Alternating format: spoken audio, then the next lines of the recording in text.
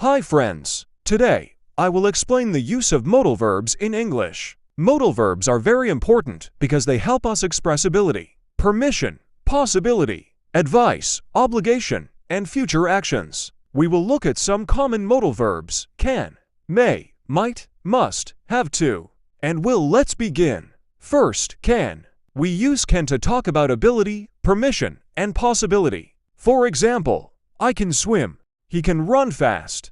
We can help you. They can speak. I can cook well. You can do it. It is one of the most common modal verbs in English.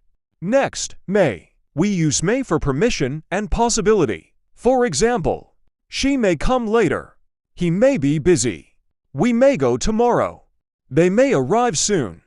I may call you. Next is might. We use might to talk about weak possibility or something uncertain. For example, he might come. She might call. I might go.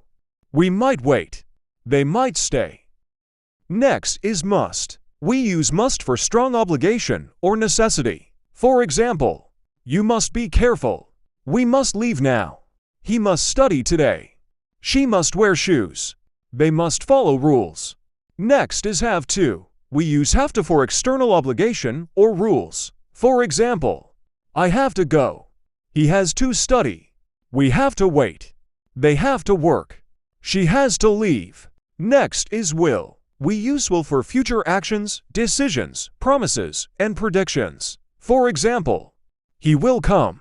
We will wait. They will help. I will try. She will learn.